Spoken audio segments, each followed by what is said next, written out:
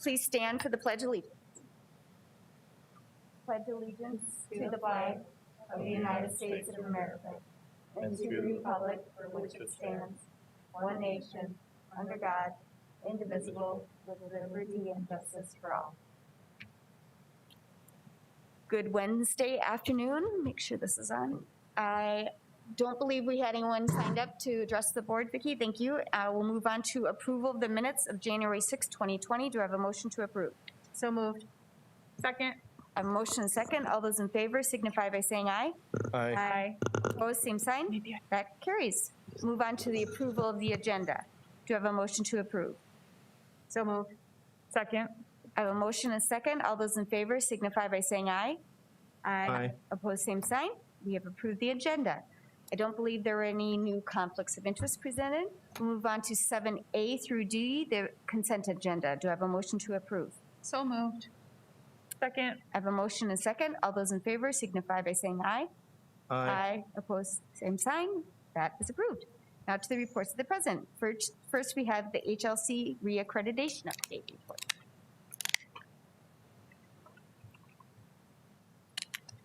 Good afternoon, President Mickelson and members of the board. My name is Phoenicia Foster, and I'm an Associate Dean of Curriculum and Instruction. And so one of my responsibilities is the institutional accreditation process. So I know I've been here a couple times with some updates. I think we'll do this probably on a 6-month basis as we get closer and closer to our official reaccreditation.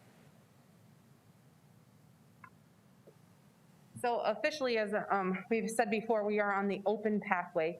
And so as far as the reaccreditation process that typically happens every 10 years, we did get 12 years out of our last one. There are 5 main pieces. The one's the assurance argument. The second's the quality initiative. Then we'll have a federal compliance review, a student opinion survey, and then the site visit by peer reviewers. And regardless of where we're at in the pandemic 2 years from now, they'll still be coming. Mitchell Tech had theirs last fall, and they still did. It was somewhat virtual with one site visitor, but whatever it looks like, we'll still have it. It won't get put off. And so as far as our progress and timeline for getting ready for this visit, this past summer we established criterion teams, and I'll speak more about them in a moment, and got co-chairs in place. We did find out that our official site visit will be April 17th and 18th in 2023. So we'll have a spring visit instead of a fall visit. So a little bit more time. So this spring, our criterion teams will continue working, and like I said, I'll share a little bit about what they're doing here in a moment. That will happen over this next year as we come up with a draft of the assurance argument and then start some site visit prep. And then in the fall of 22 is when that federal compliance review will take place, the student opinion survey will go out, and then the actual visit will happen in spring of 23. So the assurance argument is what addresses the 5 core criteria, or the 5 criteria that HLC establishes. And so we've established these 5 criterion teams, and they have 7 members on each team, and we appreciate Anand for serving on criterion 2. And the purpose of these particular teams is to identify the strengths and the weaknesses of the core components and descriptors that make those up. To collect evidence, huge amount of evidence we need to collect and provide to HLC, and then develop our outline for the argument. So to give you a better feel for what we're talking about with the criteria, President Griggs asked if I'd just spend a minute or so on each of the criteria to give you a better feel for what they are. So the first one focuses on mission. And so our mission needs to be clear and articulated publicly, and it guides our operations. And so there's this civic engagement is one of the newer pieces of that, and figuring out what that means and connecting to our mission. It's not a uniform definitions. It's always like, how does this look at your institution with respect to the guidance? So some of the evidence that we will provide or that we'll be looking for in that particular category is documentation of our mission development and regularly reviewing it. So that happens at the board level, at the tech council level, and some of those other areas. Orientation materials, lists of partnerships, how our campus is being used, as well as those public events. And so the Criterion 1 team right now, so far, they've focused on getting our mission statement visible across campus, because our name changed last summer with the logo. We've redone those, and those are going to be up soon, and getting those out in all the classrooms and all the common spaces as well.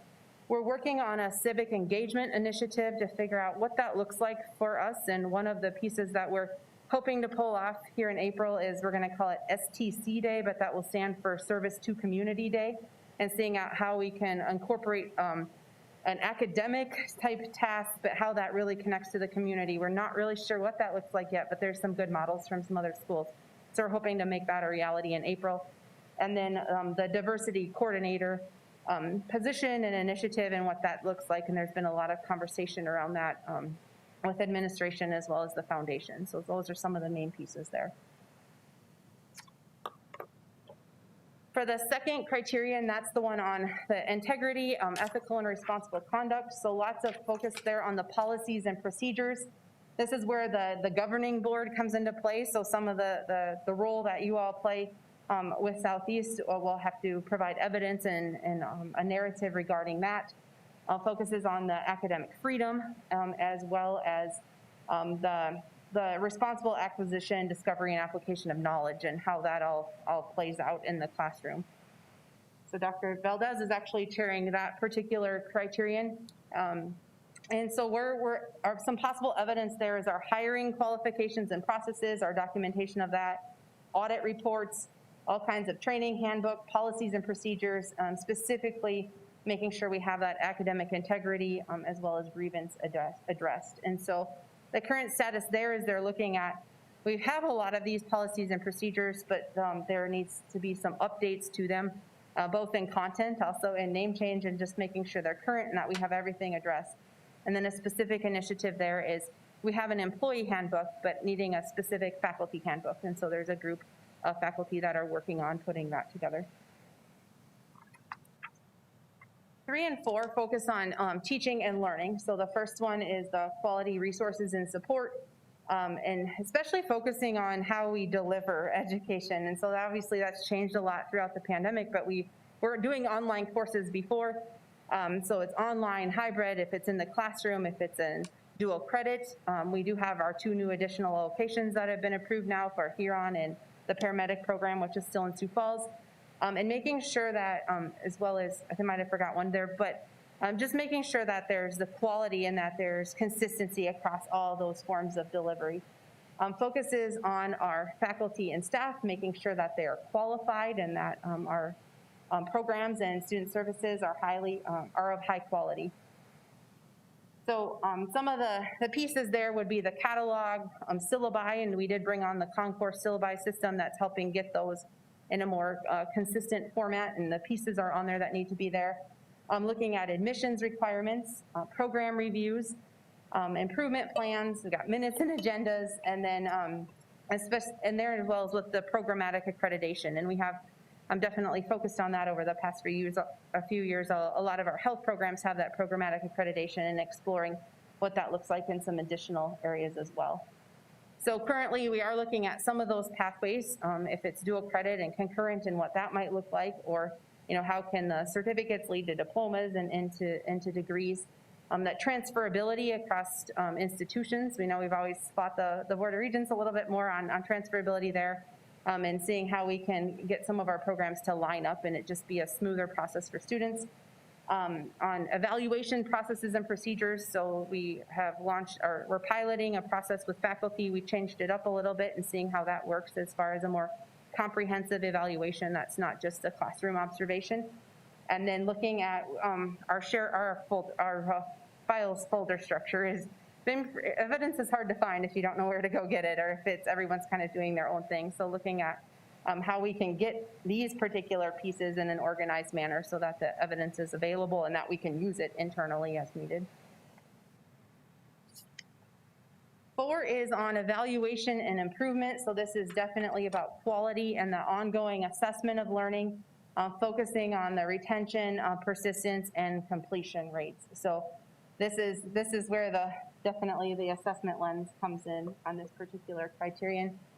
Once again, here would be some evidence, always advisory board minutes, and we have those for each of our programs, academic plans and reviews, all kinds of new program development and what that process looks like. We have to have evidence of that, just not we thought it was a good idea, but definitely documentation along the way.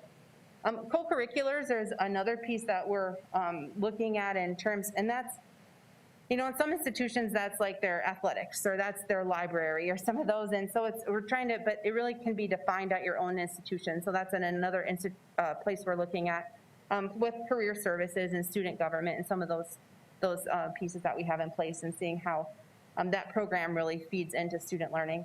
Also would be our enrollment management plan and student advising processes. So that particular committee has really focused on, we have a lot of data, we have a lot of information, but we need to use it to close the loop, not just collect it and have it, but use that to inform our decisions moving forward. So that's definitely an opportunity that we're focusing on there, and I'll talk a little bit more about a specific project in a moment. Across academics, about just over a year ago, we launched an initiative to develop an assessment, a program learning outcome assessment plan for each of the academic programs. So they have, depending on their diploma or degree, 6 to 8 program learning outcomes, and then identifying the specific measures where, from the coursework that feeds into those outcomes. And we've brought on a platform called Watermark that is helping us look at that, or collect that information, be consistent, and then look at it. So that data is actually starting to go into the system right now, this semester, and we're excited to see how that will help us inform improvements moving forward. And the same thing they've determined here is just a consistent documentation strategy. Where are we going to have it? What's our documentation strategy? And being consistent across campus.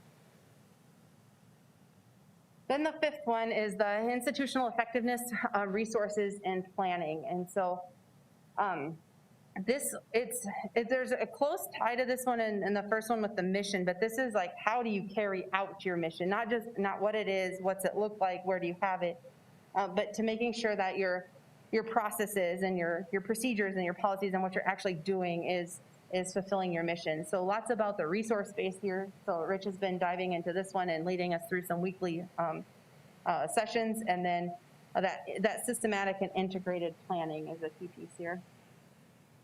So lots of financial pieces here, but also strategic planning, organizational chart, the facilities and technology plan. We're looking at KPIs and dashboards. That would be some evidence that we need here. And that we need minutes that not just say what we did, but to really show that we reviewed and looked at data to inform what we're doing. And so the team there has determined that it would be helpful. We have a org chart, obviously, for the folks that we have at Southeast Tech, but we need a governing board org chart as well, as far as where the school board fits in and where the Board of Tech Ed fits in, and the Tech Council and those different pieces, and really spelling out what those roles and responsibilities look like, so we know where approvals need to happen and where some decisions can be made. Documenting our use of data, we do it, but how do we document it so we can show that we're doing it? Then I mentioned Rich's mostly Friday budget sessions, and then I'm looking at what our internal dashboard indicators would be and what would be valuable there that can inform our decisions. So that's the status of where we're at with 5. So these teams are meeting as it works best for them. Some are meeting monthly, some are meeting weekly, and then every 2 weeks we're gathering. The co-chairs, as well as any other leadership team members, are starting to meet on Thursdays to discuss the progress and share something that they found as a highlight, a good piece of evidence, as well as an opportunity that we need to focus on, so we can have this ongoing conversation, so that this process is meaningful like it's supposed to be, and not just something we try to get done and check off. Mm-hmm. So that's on the assurance document side of things. Another piece of our review is the quality initiative project.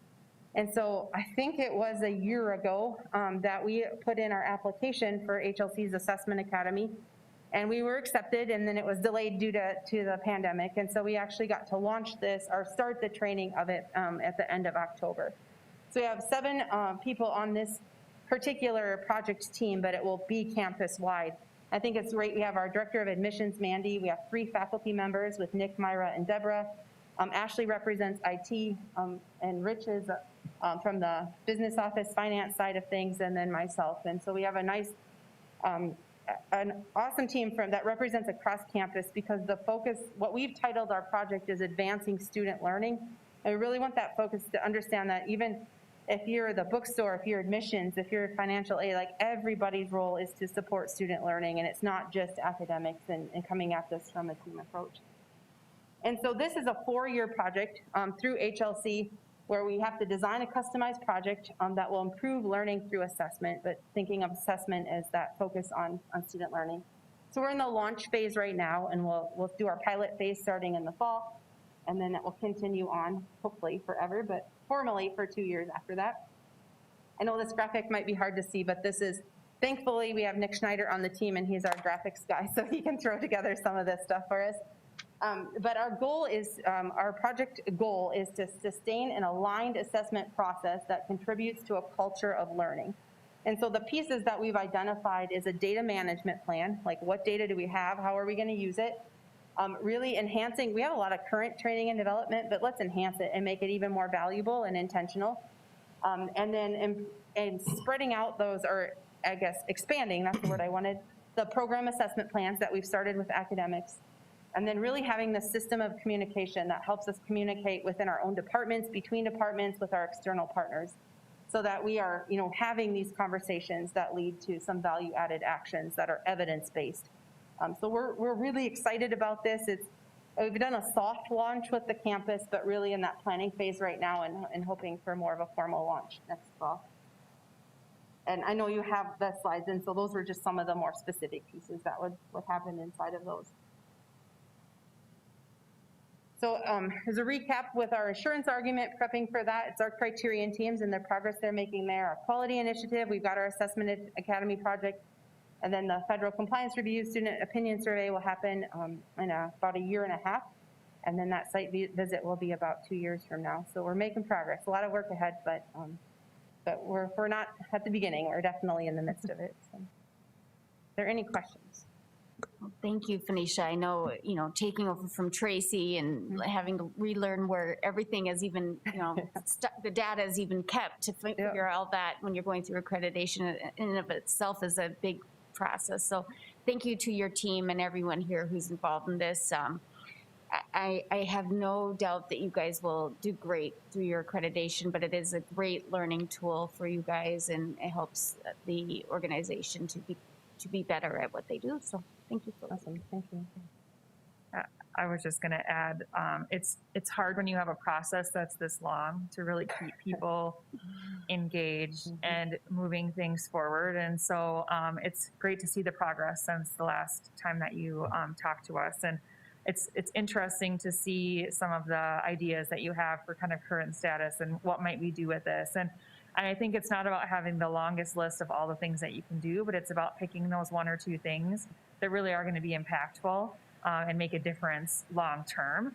And people can get behind that, and people can really dig into that and make it meaningful, which is the overall goal. So I liked that it was very succinct, and I think you have some really great ideas, and just plugging away, 2023 seems like forever ago or forever away. So just hang in there and keep working, and really kind of try to appreciate that learning process, because that's really, it's not about, like you said, the end result and being able to hand something in, but it's about what did you do along the way and what changed.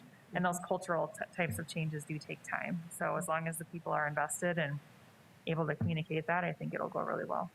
Awesome. Thank you. Mm-hmm. Thank you. Do I have a motion to acknowledge the HLC reaccreditation update report? So move. Second.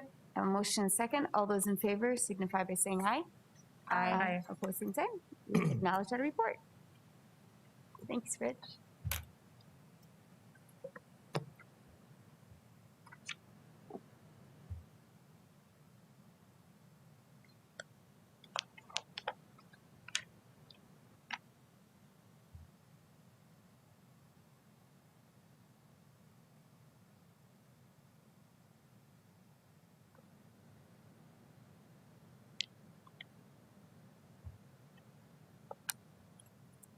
There are days I should just give up with technology.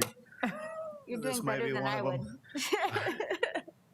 them. President Mickelson, members of the board, Rich Clune, Vice President Finance, just want to touch briefly on the second quarter financials and where we are winding up through the first half of the year.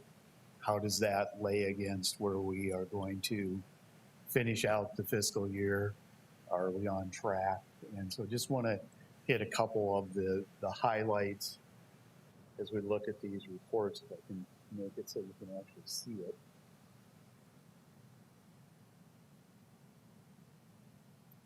Roll this up a little bit. So as we've talked multiple times before, we have 4 funds. The post-secondary fund is our primary educational component of it. That's the largest fund out there. Then we have 3 business-type activities or funds that take on activities similar to what you would see in a private sector business. But as it relates to the post-secondary fund, a couple points I want to make here.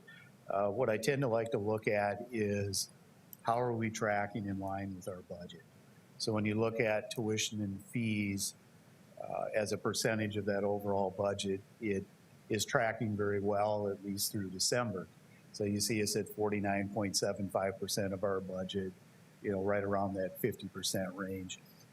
That's going to back up. Spring enrollment's down a little bit as compared to where we were last spring.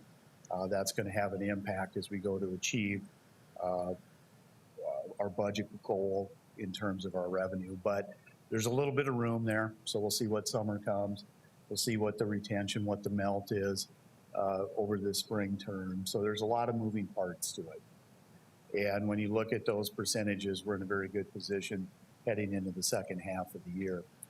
When we look at our state support side of it, particularly state aid is always a projection as we go to develop that budget. That modeling seems to work fairly well, and we're right on track with that. So we've seen our second quarter payment come in as they do the final calculations because it's based off of prior year tuition, and that's coming in exactly where we had modeled it. It's within $5,000. So not going to pick up any room there, but we're not falling behind in those areas. When we get into the federal support, those dollars are pretty well fixed. A lot of it's just reimbursement based. So we have done some of the drawdowns. That money's starting to come in, and you always have to remember that as you look at our revenue report here, as I'm presenting it through December, there's always a month lag. So this is really reflecting 5 months of revenue at the post-secondary level, but it's just the way that we upload into the district's financial system. Get down and look on the expenditure side of things. Just a couple things that jump off the page initially, and we did this was approved. We're going to be outpacing on the salary side a little bit ahead of where we would be at budget-wise, just because of that lump sum payment that we made at the end of November. If you recall, we took the insurance premium holiday, which the Institute didn't make its contributions. We turned around and reinvested that and gave out some lump sum distributions to employees. So what we saved in terms of the health insurance premium that we'd had to pay equated pretty close to what we provided in lump sum payments to all of our full-time employees. So from an expenditure category, as we looked at percentage, we're going to be a little bit ahead on the wages side of it, but you'll see some favorable variance as we get into the medical insurance. You see that's at 40% rather than where you would expect to see it at 50% this year. So it's kind of a trade-off, one for the other. We might be pacing a little bit ahead on the instructional costs, so we'll keep an eye on that as we go through the last half of the year. Sometimes that's a condition of your class offerings, what you have to present, what you have to put out there. But, overall, when you look at it from a wage benefit standpoint, very good position. Nothing that is raising alarm at this point. When we look at some of the other categories,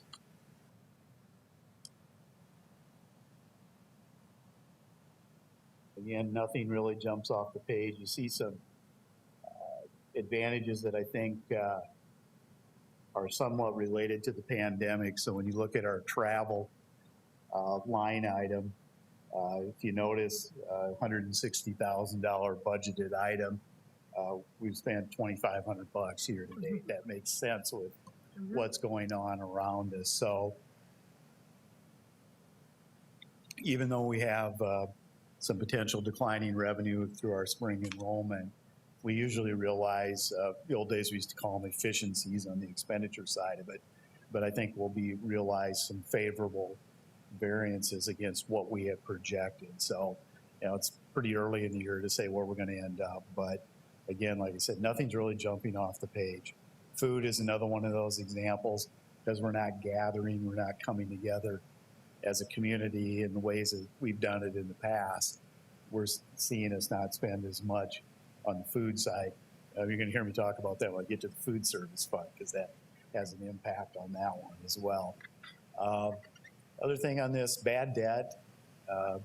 This came up as part of the audit this year too, is that we're going to have to look at how we model that. And we are, again, seeing some favorable results as being part of the Obligation Recovery Center. Our returns on students paying their bills as they start to look at that more consequential impact of not paying your bill over what our previous collection agents were starting to see this money come in. So why you see a credit there is we recognize it as a bad debt expense when we send it off to the collection agency. However, if that money comes in there, that's going to offset what we've done as a bad debt expense. So we continue to monitor that. I suspect because of timing differences, when we look at the next month's report, there will be those fall charges that have now moved into that collections realm. So you'll see that shift from a credit balance probably into a positive or an expenditure balance, debit balance in there. But again, then that'll work its way back down. So if you're looking for things that we budget for as a way to have a favorable variance at the end of the year, I think bad debt's another area where, yeah, we budgeted a $200,000 line item. I think we're going to look at the end of the year and see that we've got a favorable variance as it relates to that.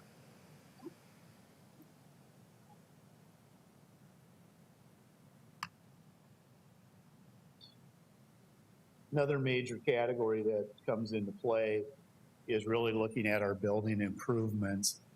And we talked about this before, last year we ended better than where we thought, and really that was the timing difference with construction projects when they cross fiscal years. So we adjusted the budget and increased that. So we're on track with that. There's not any surprises with that. The vet tech project is winding down. There's a few minor things. At some point, Jeff will be bringing forward the final payment. There's still some punch list items and things of that nature we need to clean up. Another part of the differential there right now, again, has to do with the Terry Avenue extension. We won't be charged for that until the project's done. So that's really the last major thing that's outstanding on there to address the building improvements. So again, that's on track as well. As you look at the overall revenue over under expenses, again, remember this is a timing thing. So it looks kind of bad right now, but you have to remember that there's a big influx of revenue coming in January. So you'll see that start to bump up. So while we have 6 months of expenditures here, there's 5 months of revenue. And just because of the timing of the way our revenue comes. So as I look at the individual categories, revenues wise, we talked about our enrollment this spring and what's happening with that. That'll clearly have an impact on the attainment of our revenue streams, but all the other revenue categories are lining up as anticipated. You get in the expenditure side of things, no major surprises there. Postage was one category that kind of jumped off the page a little bit, but it's such a small dollar item. So it's just something we take a look at, and are we doing more mailings, and hopefully there's a return on that. Could just be a timing difference as well. It's a little more front loaded in those expenses. Questions about post-secondary fund. That's really our, major fund where the bulk of our dollars are moving through. And with anything revenue and expenditure related, it's really tied to enrollments. That's what drives the bus on this. Question? Will there be, I know that the school district is looking, there's a possible, second round of funding coming. Will there be a second round of funding from the feds coming for COVID? Yeah, that's there's some money built in here for that, kind of related to the first round. Excuse me, I'm dry mouth today for whatever reason, Lots of talking. because I talk too much. But yeah, the first round of it, we haven't drawn anything yet. But what we are going to seek reimbursement for is those ventilation improvements that we made. There's quite a bit of PP&E that we invested in upfront. We'll be able to draw that down. Those two sources in itself kind of are going to be reflective of the money that I built into the budget. So that's the round one. Now what we're hearing as it relates to round two, and it's got a bunch of different initials, CCR, SSA, or whatever it winds up being, is there's supposedly more flexibility with that. The other thing that we've heard in some of the discussions and a little bit of the research is the leftover dollars from the round one, which we have some, will roll over into the next round of it, and that expanded flexibility becomes available to us as well. So going back, we received 1.7 million, 1.77 million in round one. 885 had to go for student grants and aids. We distributed about 775,000 of that. What round two is requiring is that a distribution to students of the round two money at the same as what your allocation was for round one. So we were required to distribute 885 to students. That's what we would need to do in round two, is 885. The other side of it is the institutional share. It's not a dollar for dollar match, so there's many, many more dollars available on the institutional side. So it's what becomes eligible for it. Is there some lost revenue that we can make up? Is there some technology things that we can do in terms of our remote delivery? So we're still walking our way through that. The round one annual reporting was actually due Monday. They extended it to next Monday, but they were not going to distribute any funds until people had filed their annual report and had done their quarterly report. So we've done that. Now the next thing is to see how we can put that into play and utilize those dollars. So it's not built into this budget other than that 400 or so that we identified when we first developed this budget, but those funds are coming. It provides us some opportunities, I think, to expand remote deliveries that are kind of consistent with what we've done in this pandemic, but it also has longer term utilization, especially in some of these areas. When it's one thing to stand in front of this with a little camera. I know when we do our team meetings, I'm sure they're tired of seeing the top of my credenza just because of the way I sit in the chair. So hopefully some of this technology makes that a more immersive experience and changes that delivery modality so people are more engaged and more active in it. So I think we're going to look to utilize some of the dollars for that. So that was a long answer, I think, but hopefully I captured what you were after. On the enterprise funds, I just want to point out a couple things. Bookstore, not a lot of surprises there. When you look year-to-year revenue, and we've talked about this multiple times, you see a decline there, but that was a shift in moving the laptops over into the post-secondary fund. Made sense. That's who's doing all the work, because the staff assigned in the post-secondary fund bookstore really wasn't involved with it. We just happened to house them there. So that's reflective of that. Wages are a little bit ahead there, a couple components to that. One, again, has to do with that lump sum payout. The second piece is some overtime that's reflected in there. We've been short-staffed on a part-time basis, had some turnover kind of right at the end of the year, so we've incurred some additional overtime costs. But you see that offset when you look down at the support other. You see that's only at 30% through the year. So other components in there was related to some costs associated with reconfiguring the bookstore. We utilized some of our rebate dollars, so we didn't necessarily have a capital outlay to bring in the extra store fixtures. But there were some other things we had to do, some electrical work and some additional PCs to serve that. So, the bookstore's on track. It's where we would anticipate it that it would be. Now comes the enigma, the other two funds. Food service obviously has taken confronted with some challenges.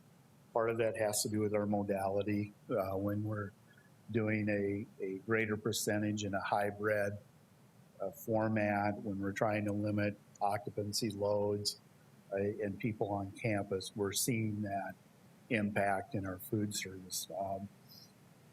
We're seeing some savings on the expenditure side of it. Obviously, we're changing that delivery in terms of our product offerings and trying to scale that back as best we can.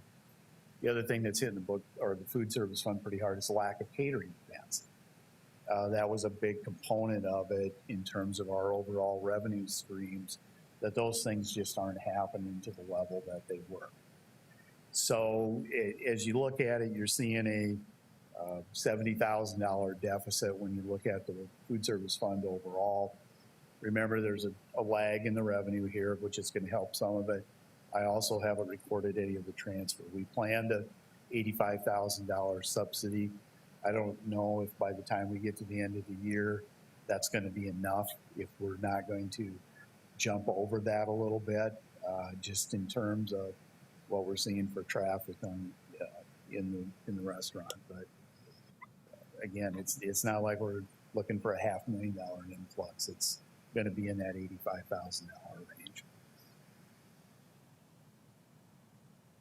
Childcare, you're experiencing some of those same kinds of things. When it comes to the modality of it, of our deliveries, the utilization of those services aren't what they've been in the past. We did get an influx. Tammy applied for some state CRF funds, and we were awarded, that's what that $19,000 is related to that, where we could supplement some lost revenue. So that provided a lifeline for us. We're trying to see some savings, since obviously we're not having the engagement with it. You see a little bit on the support side of it. She's trying to staff appropriately based on the needs. So you're seeing our part-time costs obviously be less. But overall, it is having an impact. And this is also a fund that's subsidized. Year to date, we're at a $13,000 deficit, which really isn't that bad. This fund is planned to be subsidized $39,000 this year. That's what we built in the budget. The other thing that I think we're going to have to come back and do a little bit later, and this came up as part of the audit, and one of the corrective action plans they wanted is, how are we going to address that shortfall and where it ended up FY20? And the only solution is to transfer some cash in from the post-secondary fund into that. So at some point I'll be bringing forward a supplemental transfer, probably about $50,000, but I thought I'd kind of wait and see a little bit further down the year as to where we wind up, if we don't necessarily have to move everything. So that at a very high level is where we're at from a fiscal standpoint. Again, what's on the radar really is looking at enrollments. Everything is enrollment driven, and that's always a challenge. So I think we're throwing everything we can at the wall to see what works, what sticks, what draws students in.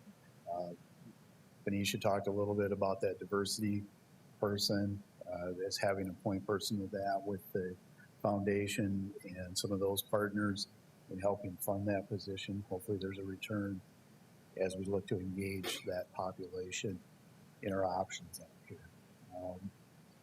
Dual credit, I think we're seeing some issues with that.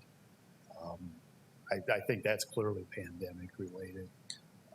So we'll see what impact that has as we go forward too. So hopefully, as we see our caseloads go down, people are going to start to want to re-engage, and kind of keep my fingers crossed that this fall, my modeling hopefully will miss it the wrong way. I'll be overly conservative, and we'll start to see some increases in the numbers.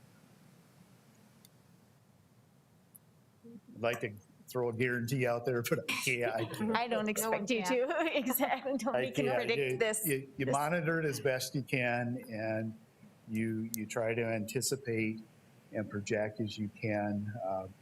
Bob and I had a discussion today about our spring enrollment numbers. You know, do you start trying to tap on the brakes a little bit? Do you start it? I think it's least an awareness of it. It's not, you know, the sky is falling. It's, we need to, you know, contract on everything. It's just be mindful of it, be aware of it. We'll continue to monitor the shrinks and the melts, start to look as we go into fall numbers, what are those AARs generating, what's happening with that. You know, it's there. Obviously, what I'm trying to convey is that we're paying attention to it. Sometimes the chart's already been, or the course has already been charted on this, but we are still trying to pay attention to it, and there's still time. Well, thank you, Rich. And I know the dual credit, I know we're going to push on that as a school district as well. And with Jefferson opening next fall, I really encourage you all to work with Dan Conrad and team, counseling department there to really utilize both the dual credit.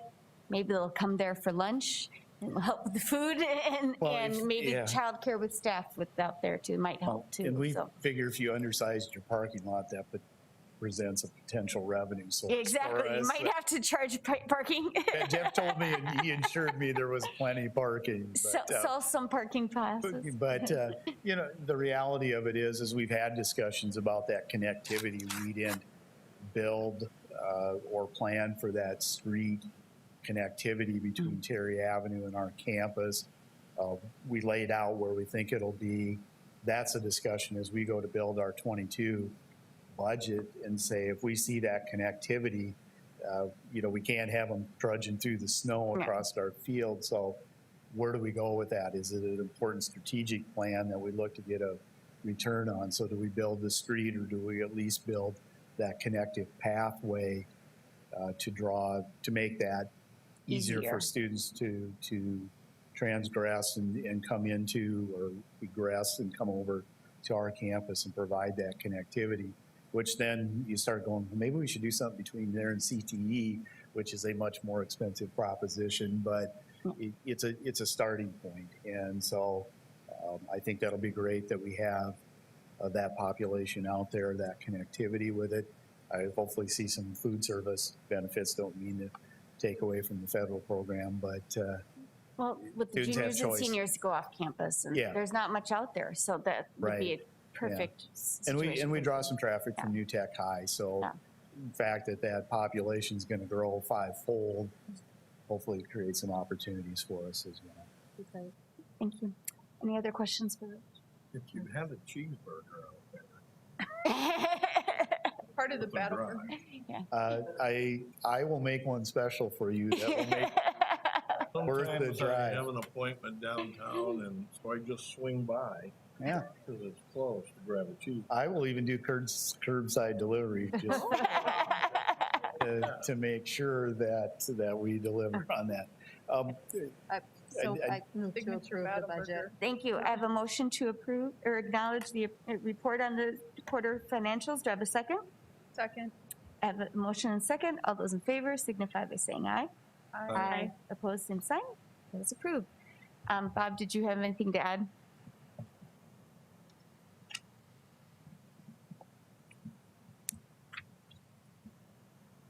Good afternoon, President Mickelson. I do have a 45-minute speech, but I'm going to condense it down to a minute here. But I did want to take this opportunity to say thank you to our faculty and staff.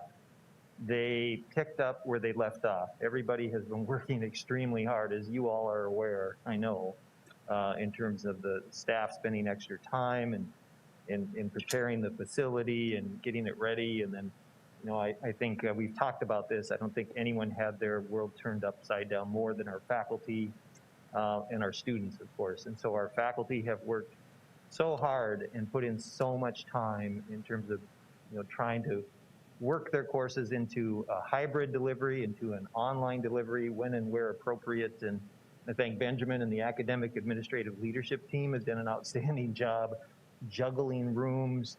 I hope we don't need to speak about a COVID cap after, this spring semester. That would be wonderful.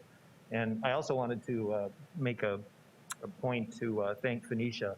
And thank you, President Mickelson, for mentioning, and recognizing that Phoenicia did step in a very, very difficult spot with Tracy retiring in a critical, probably two of our more critical, mission-critical areas, institutional research and accreditation. And especially as you come up and approach an accreditation evaluation, a comprehensive accreditation, you need to have all of that working and going forward. And Phoenicia's done an outstanding job. If we could give her a standing round of applause. I know Benjamin agrees with me. She's done a great job. It takes a champion. It's got to be a campus effort, but it takes a champion on campus to help spur and rally and pull together. And I think she's done an outstanding job. So I want to recognize that. And also thank Rich. If we had an early MVP, I think Rich would win for Criterion 5 for all of the work he's been doing. That's a tough area. Those 5 different criteria 4 on assessment and 5 on planning are critical. And you're going to hear a lot of conversation talk about those, because that's what HLC is looking, that's where the scrutiny is. That's where a lot of institutions usually get some type of follow-up report, monitoring report, and so forth. But I think we've got a great group working on it, so we'll keep providing the updates and hopefully continue to make progress. So thank you with that. Thank you very much. And we look forward, and reach out to us if any legislative issues that you want to update us. I know you just reached out on one, so keep us in the loop. And if we can do anything to help lobby any legislators or whatever, just let us know. Yeah, So- thank you. That seems to be a moving target as well. So that's definitely the time of the year. Yeah. Thank you. Thank you. Do I have a motion to adjourn? So moved. Second. A motion and a second. All those in favor signify by saying aye. Aye. Opposed, same sign. We are adjourned. Thank you.